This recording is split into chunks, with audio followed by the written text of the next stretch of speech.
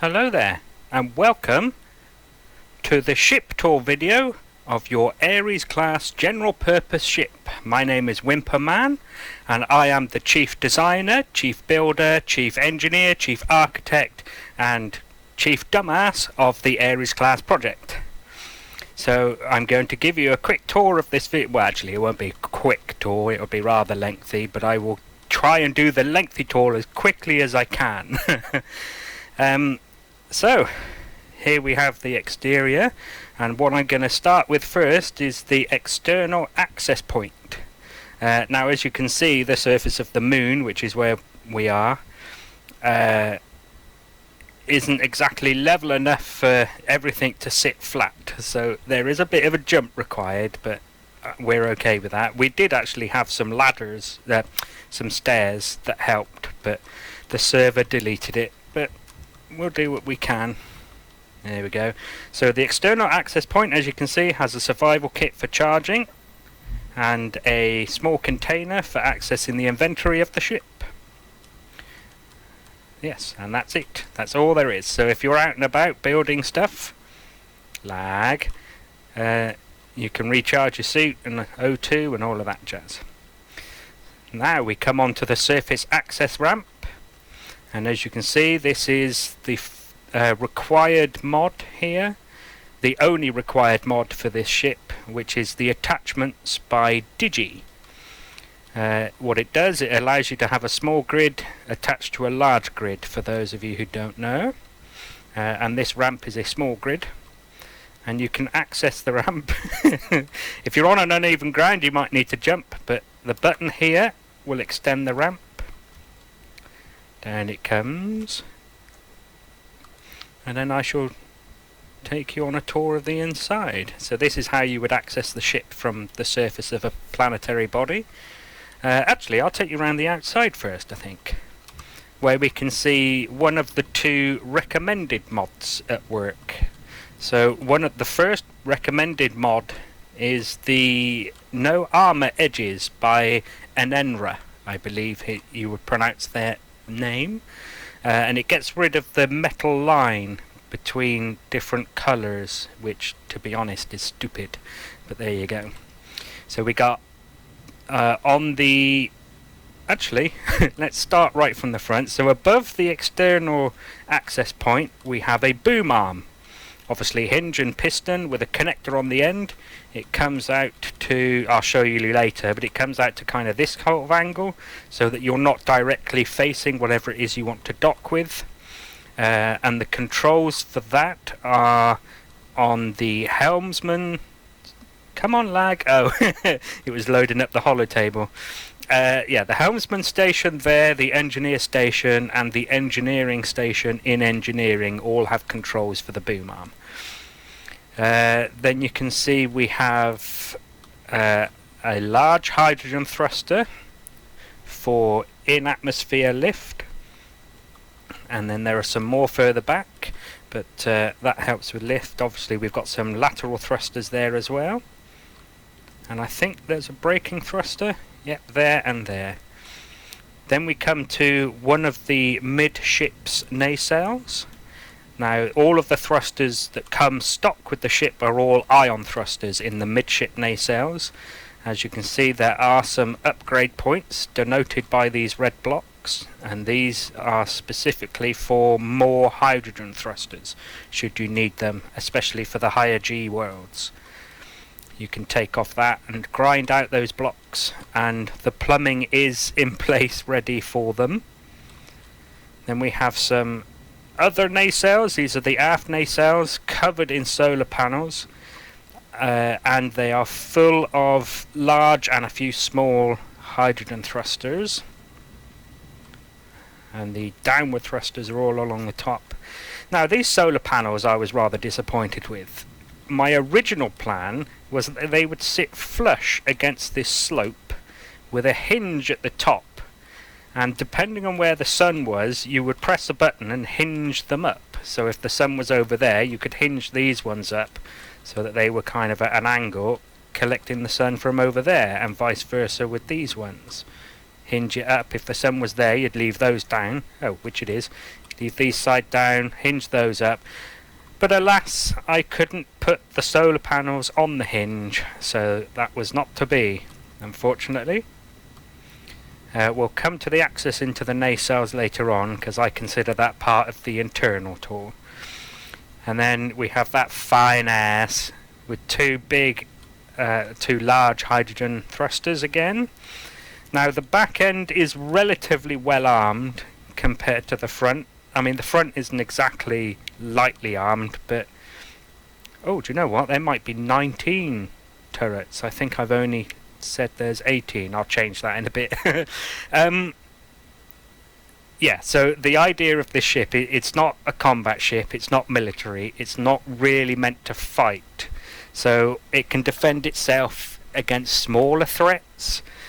The idea of the back end being so well armed comparatively to the front is that you're probably going to spend your time running away. So yeah, that's why there's so many turrets on the back.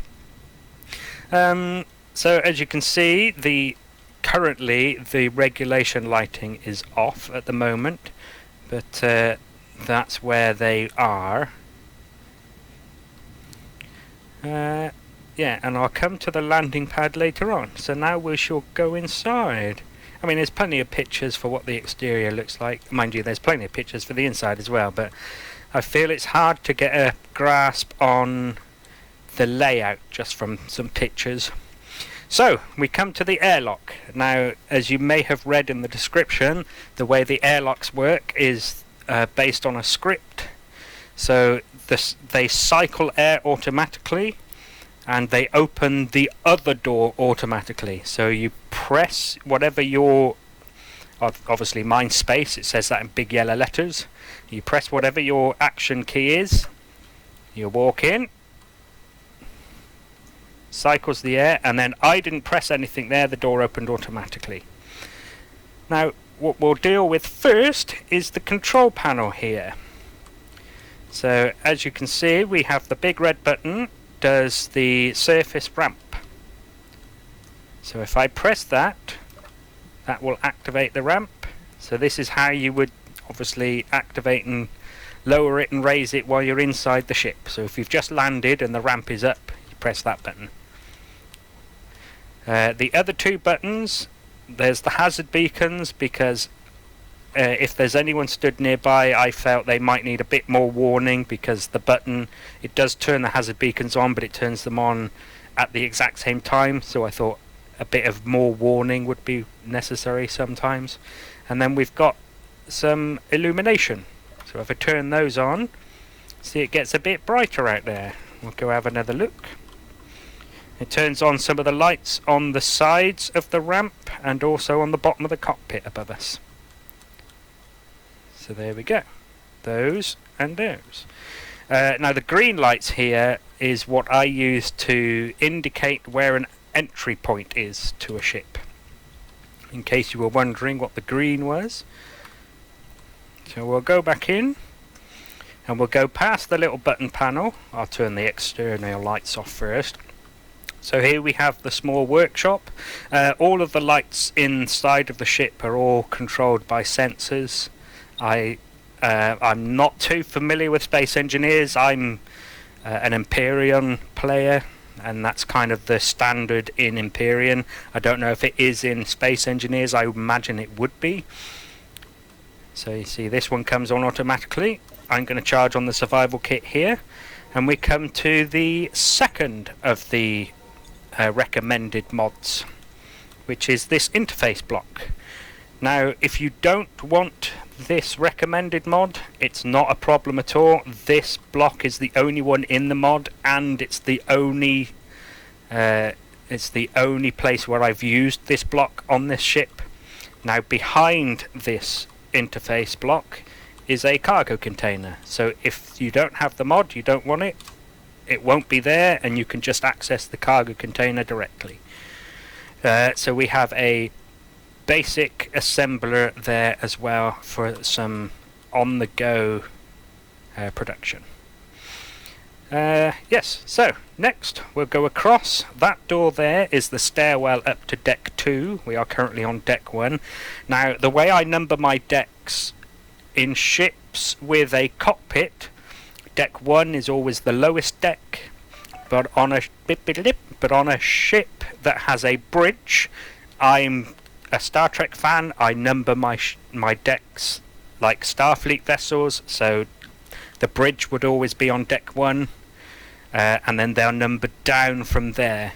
On ships that have decks above the bridge, they would then be lettered decks. So you'd have 1, 2, 3, 4, so on going down, and above the bridge it would be A deck, B deck, C deck.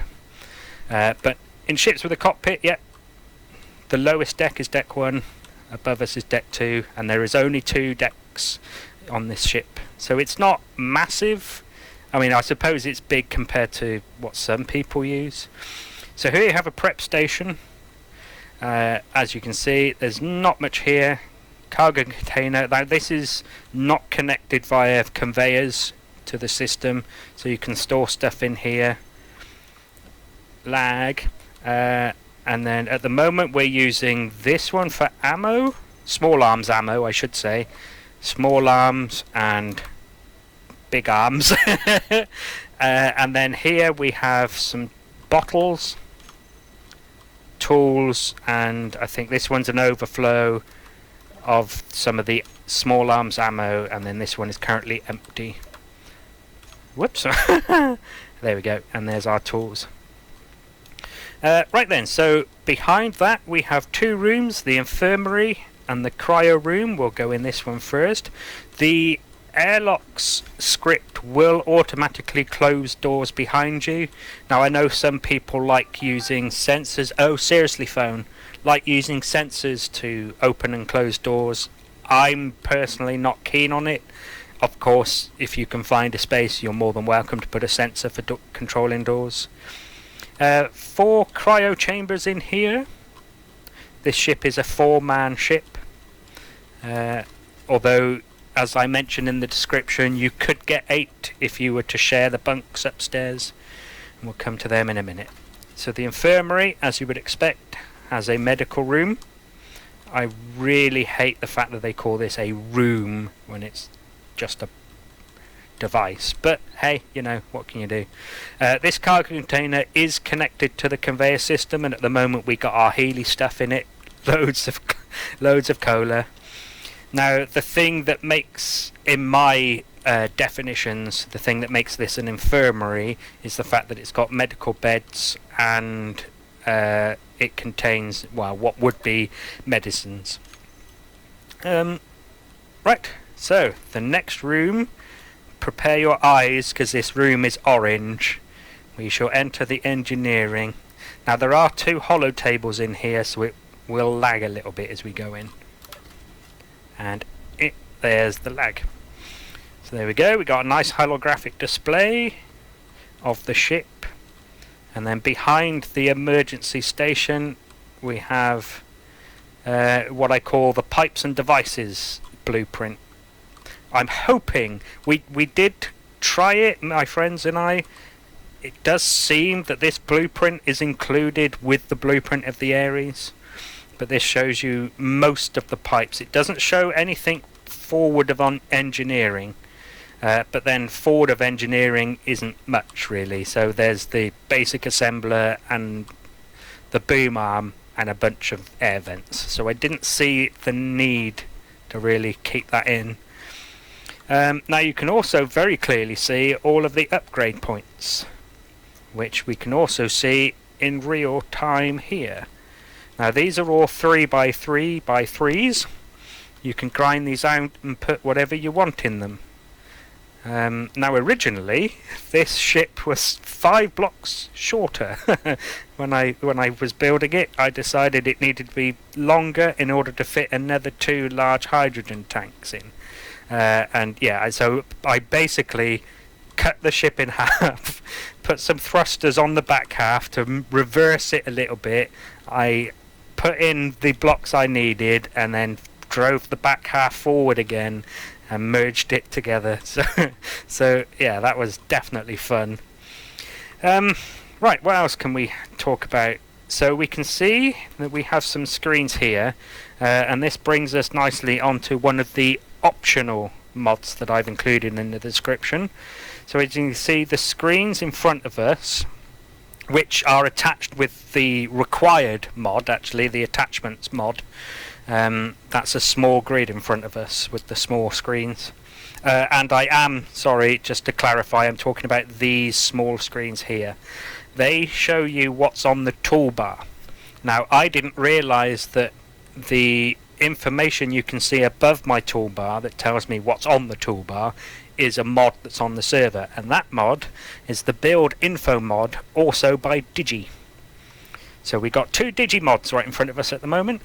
Yeah, I would say that what shows it's on the toolbars is a good mod to have, but if you don't want it, it's fine, because I've included what the information is on these little screens. What the information is. Good English, Wimp. So we also have one of the scripts lag being demonstrated here. This is MMaster's LCD2 script. I've got some information up on the screens. There's also a few at the back, but only one of them is running one of the scripts, and we'll get to that in a bit.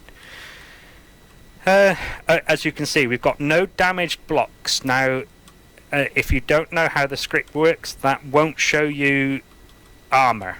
It won't show you these. It'll only show you devices like the tanks and these sort of things. So, as I said in the description, I have tried my best to make sure that none of the hull is damaged, but that doesn't necessarily mean I found everything. But obviously all of the devices were fixed if they had damage, which some of them did. I mean, one of the ground vehicles we got out there likes to shoot at zombies on the moon. Zombies on the moon? I don't know. And I don't actually know if Zombies on the Moon is a mod or if that's part of the vanilla game. I have no idea. Anyway, so the idea of the engineering station, and as you can see the screens are slightly different, I have fixed that in the blueprint. I just haven't fixed it on the actual prototype. The idea of this is if you ever crash into something and you completely destroy the cockpit, you still need a place to take what's left of the ship back to whatever shipyard or wherever you need to repair it.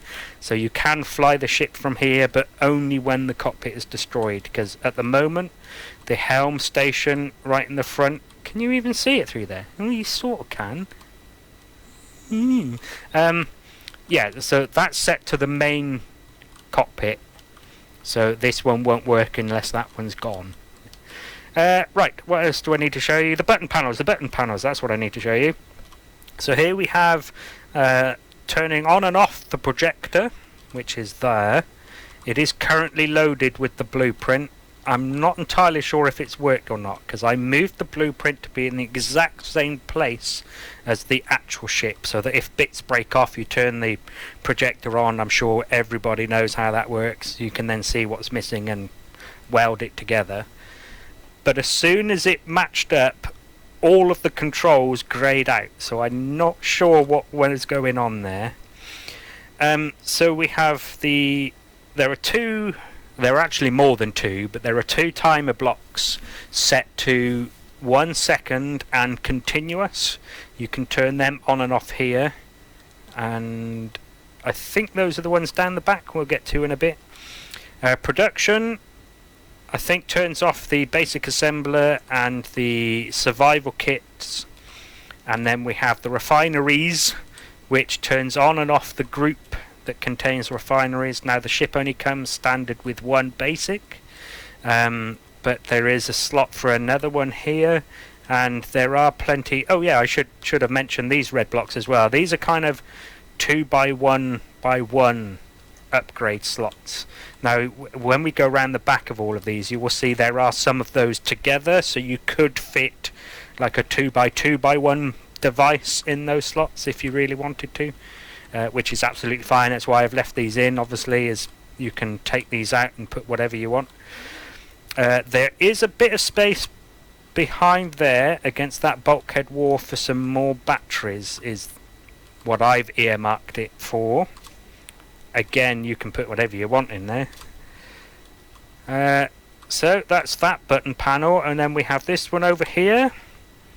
That one shows, ooh, someone left all the hydrogen engines on. So obviously we have setting the batteries to automatic or discharge power only. Then we've got turning on and off the hydrogen engines. There's, well, you can see how many, 6. I thought I had more than that. Oh no, that's the generators I'm thinking of. Right, we'll turn that off.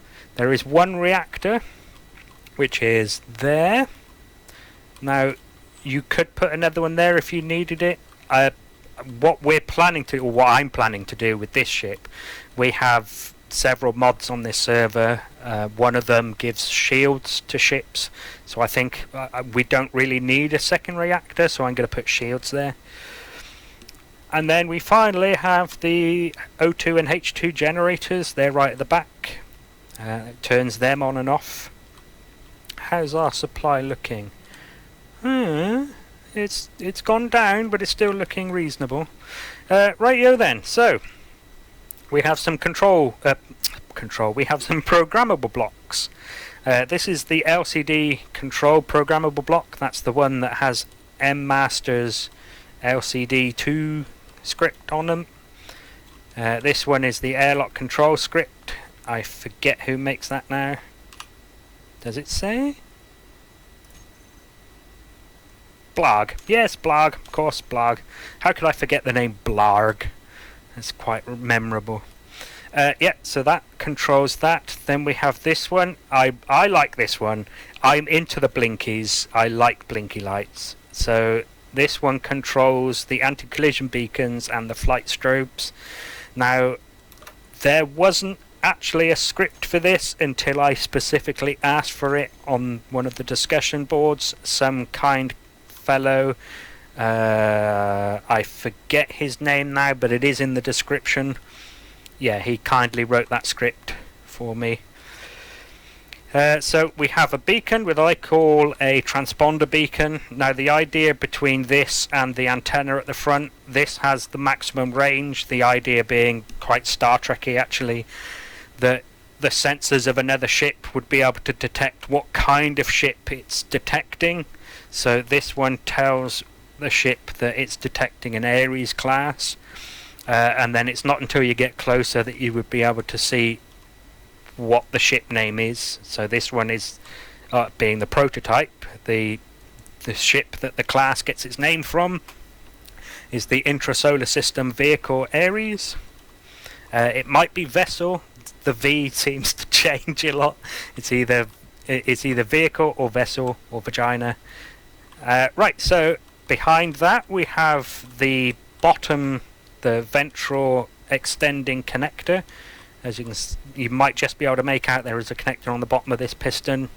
So in case you want to connect to something below you, like on a landing pad. Now, the way it's currently set, stock, it will extend fully, so you won't be able to connect while landed on, say, a large landing platform, but that's easily changeable by, setting the upper limit of the piston.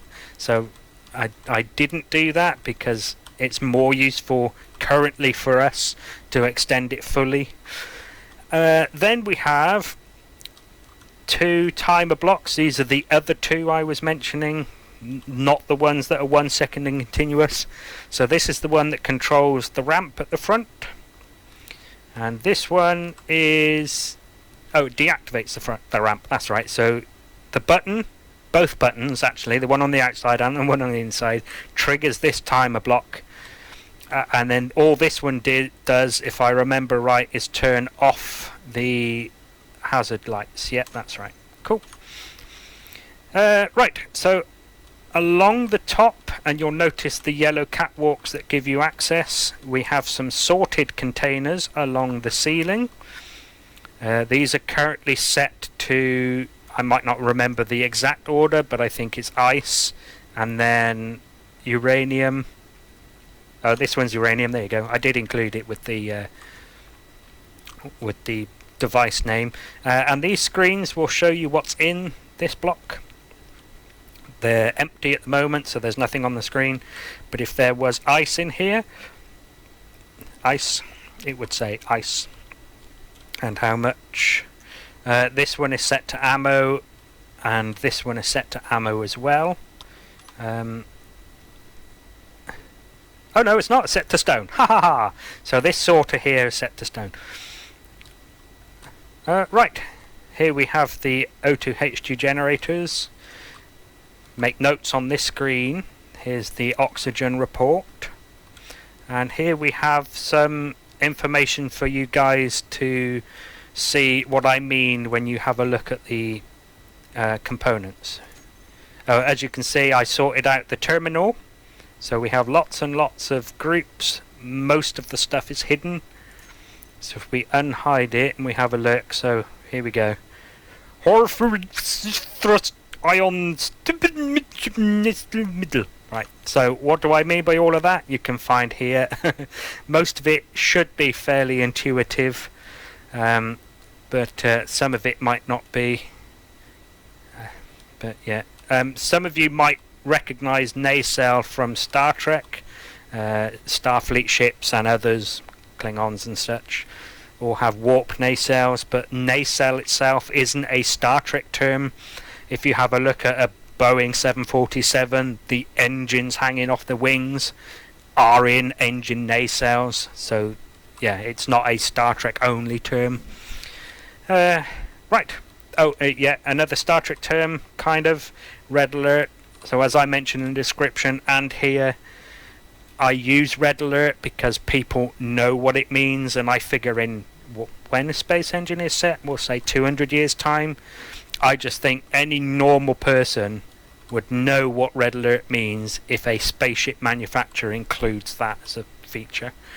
Right, before we go into the cargo hold, we're going to go around the back, and there is some stuff around the back. Here's the other upgrade points I was mentioning. Upgrade slots, I should say. So there's some next to each other that could fit something else. And we have one of the two accesses into the midship nacelles. Now this is a tiny airlock, there is no air inside, but the script still counts it as an airlock. Oh, yeah. Helmet on. So this was originally the only access into the midship nacelle, but it wasn't very good. So in order to get access to these 3x3x3 upgrade slots, you would need to grind this pipe away and then kind of jetpack past the gyro there, which is fine. But then if you've already got something in this upgrade slot, it would be difficult to get past it. Oh no, I did. Yeah, I put some half locks there, so you can actually get past it. Can I? Yeah, there you go. So those are half blocks, so you can walk past this. But I did think, just for ease of use, I have put another access into the nacelle, further up and further along. Red light? Where's that red light coming from? I don't know. Right, let's go back in. Lag. I'm inside. Why there no OT? Okay, good. That didn't used to do that. I wonder why that lets the oxygen out now. How bizarre. Okay, anyway, right. Cargo hold. Let's go and have a look. It's very yellow in here. Yellow. So orange in my kind of lighting scheme means like a... Hang on. Let me have a look at my notes, because I'm a dumbass and I don't know it off by heart. So industrial engineering and maintenance. And then yellow literally is just cargo and storage. So we have two large containers stock. As you can see, we've got stuff in them. And actually, if you was to spawn this ship in using a creative or an admin command, you would obviously get all of this stuff. But if you build it with a projector block, you won't. We have 2 more of the 3x3x3 upgrade slots, some smaller upgrade slots at the back. There's plenty of space for other cargo containers. It does come with 6 smalls, which are at the front on the ceiling. Now, I've plumbed everything in as best I can so that you can put whatever you want wherever you want. Originally there was a way out there, but I realised that would be stupid because it would turn the entire cargo bay into cargo hold into a giant airlock, which made no sense. You'd constantly be losing air, much like we just did in the engineering. So up here we have some more sorted containers, which are not set to anything. These are for user defined, so obviously you can set these to whatever you want. Sorted. Rightio then, so I think that's everything to show you in here. So now we'll go up onto deck 2. Yeah, there's nothing else in here. And nothing else in engineering. I think we've covered it all. Yeah, I think so. Righto then. Let's go upstairs.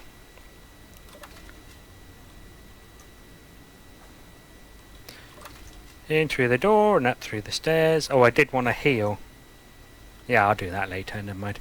So we come up the stairs and we're greeted with this large lobby area. We'll go into the cockpit first, I think. Now, I think it's pretty obvious that this is the cockpit. Even without that sign, you can see in through the windows enough to know that that's the cockpit. But it just felt weird that every other area of the ship had a sign telling you what that area was, and then the most important area didn't have the sign. It just felt odd, so I did put one, and obviously the reason it's there is because there's an air vent on the ceiling. But as you can see, your character will step over it nicely. We have another hollow table in here, so there's the lag. And here we have the cockpit stations. Yes. So these are all set up with slightly different toolbars, and again, using the attachments mod, I have the screens showing you what's on the toolbars. The helm station is more about, obviously, flying the ship and docking, but I do recognise that some people will be solo in this ship, so it does have basically everything on the ship. That number 9 there on that on the 4th page of the toolbar, it will turn off the programmable block that controls the regulation lighting, so if you do get bored of the flashies, you can turn them off, and you can do it from the obviously the cockpit seat. I won't go through all of those, but I will point out that we don't like using dampeners off all that much. It's good for looking around with the whole ship, but we feel it's not very good for like course corrections. So what we have instead is we have the braking and reverse thrusters in a separate group, and they can be turned off separately. So that's what number 2 and number 5 is there. We also have a maximum lift, which turns on all of the lifting hydrogen thrusters. They're not all on by default, and that's on button 3. But the rest there is all explained on the screens. Oh yeah, hollow table. So the hollow table was recommended by Maz, the server host, I believe, or at least the main admin. He recommended that these hollow tables, I forget what they're called, console blocks. Why? It's not a console, but whatever. He recommended they go on the same sensor as the lights, so I've done that. I'm not sure I agree, because it means lag every time you come into a room, but I don't know. You can change it if you want. You can just take it out of the lights group. Right, so we have an engineering station, and we have all of the power on page 1. On page 2 we have all of the dockable thingies. Now here's where I will show you the boom arm. Now at the moment, as you can see on button 5, there is a hinge lock and unlock button available. We tend to only lock it when the ship is in motion, so at the moment it's unlocked. But if I press number 2 to turn them on, you will see that the hazard lights come on, and I'm going to switch to the third person view, and then we'll operate the boom arm. Now, I can't remember if I've said in the description, I know I wrote it, but I can't remember if I've deleted it in order to make room. And I've used the word obviously a lot in this tour video, but I'm going to use it again. Obviously, it's best to reverse the hinge first and then the piston, otherwise you're just going to extend the connector into the side of the ship. So there goes the hinge, and I'll extend the piston, and then you'll get a good view of the angle as well that it comes out to. There is a camera as well on the end of the boom arm. That's on button 1. So as you're coming into dock, you could switch to that view so that you can aim properly. So that's the angle it comes out to. So like I said, you're not nose up to whatever it is you're docking with, just so you don't bump the cockpit, break a window, and now you're depressurized and suffocating, you know. Right, let's bring it back in. Piston first. That might have been a bit too early. Right, there we go. That'll do. Lag. Whack, whack, warning. Right, so we'll leave that to do its business. And then on this side we have weapons and communications. So I've set all of the controls for the turrets. There is one that I haven't bothered putting on here, and that's toggling targeting friendlies on and off. I'm not sure why you would need to target a friendly, but hey. So I did leave it off. It just felt like it was the one that wasn't necessary. On button 1 is the red alert button, and as you can see when I press it, we get red flashy lights. Ooh, why does that come up on my screen? Was something not loaded? I don't know. Yeah, so you may have noticed as we've been walking around the ship, there are red lights all over the place. That will inform your crew that, mind you, explosions would probably inform your crew that you're in battle as well. But, you know, if you see the battle coming, then you can turn on the red lights and they know, quick, get to the cockpit, you know, that kind of thing. So the button 1 red alert turns on those lights, and it toggles all of the turrets on and off. So we'll turn that off. We have some communication stuff. Now I have included the ore detector here because where else was it going to go? And there are some cameras that we can look around. Oh yeah, I also forgot to mention on the engineering station, you see those remote control blocks there. They're for the drones up on top, and we'll have another look at them when we go up onto the landing pads. But they can be controlled from the seats as well. Let's put that back on page 1. And now we'll go turn off the boom arm because it's still turned on. Off. Right, sorted. Okie dokie. So we have a lounge on the port side. It's quite small. Jukebox. Yes. Obviously I won't play it because, well, it's not like I'm monetized anyway, but I still don't want to get copyright struck. Hello. Sorry, my dog just walked into the room. So here we have the last of the optional mods. And that is the Pipes and Wires mod. Contains a fern in a pot. The Pipes and Wires mod is by Marcus and Tutoof. This is the only block from that mod that's actually on this ship. So if you don't want that mod or you don't have it, it's not a problem. The only thing you'll miss is a pot plant. Shrubbery, so that's not a problem at all. Then we have the ship's mess on this side. We have table for all of the crew to eat together, or we can have the ship's master and somebody, maybe he finds a girl on a space station. Ooh, they could have a date in the mess. We have a machine for selling you some clan cola. Nom noms. We have the ship's head on the other side. We have 2 toilets and 2 showers and some lockers. Yes, good for RP. And then we have 2 cabins. This is going to be weird when I go into the other one. So at the moment I sleep in here. There's my bed. There is a light switch for the lights. Now it's quite orange in here. It's amber, technically. Sorry, my dog is coughing. Yep, so here are my server mates sleeping. Ah. Yes. So there we go. So we have bedrooms. And now we'll go out onto the landing pads, which are up these stairs at the back. Helmet on. Don't want any more damage. Again, the airlock functions automatically. So here we are on the landing pads. 2, 1 on each side. This one has a survival kit on it, which I'm going to use now. And both have a small cargo container.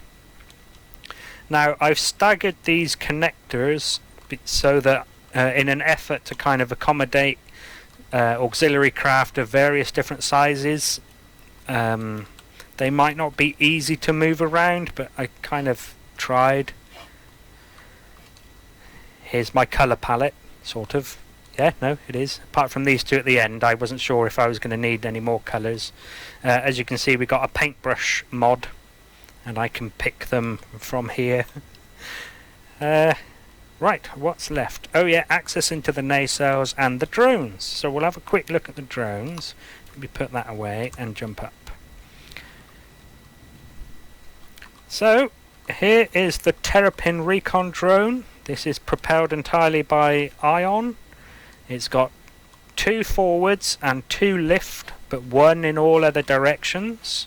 It's also got a spotlight and a ore detector.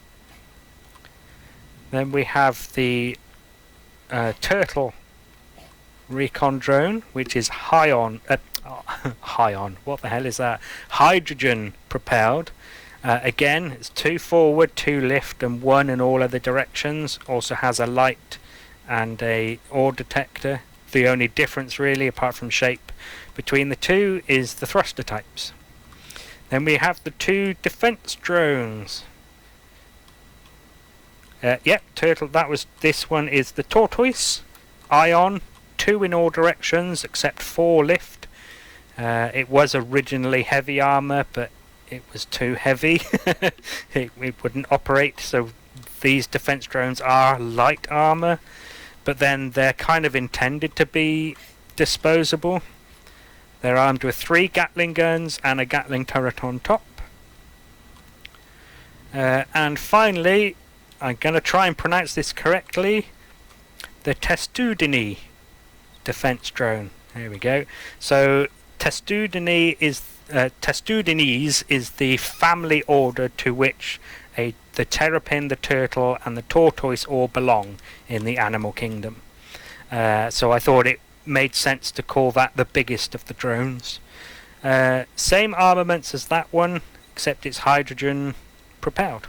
And again, it's the same numbers of thrusters too. 2 in all directions, 4 lift.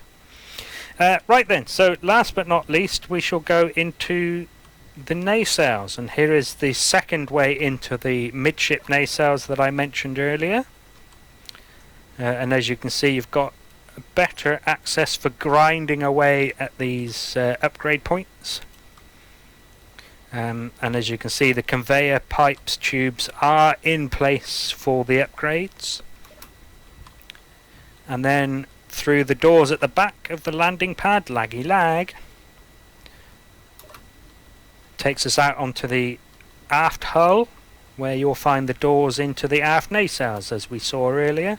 This one's a little bit easier for walking around, sort of. You need to crouch past this tube, but you can get past it. Grind these away. Now I haven't put any upgrade points for thrusters in here. I mean, if you want to take the lights off the bottom of the nacelle, you can put more thrusters. but I haven't included it as part of the design. Yeah, I think that's the end of the tour then. I'm pretty sure we've seen everything. So, I hope you enjoy using your Aries class general purpose ship. And thank you very much for considering it. I hope you enjoyed the video. Oh, zombie.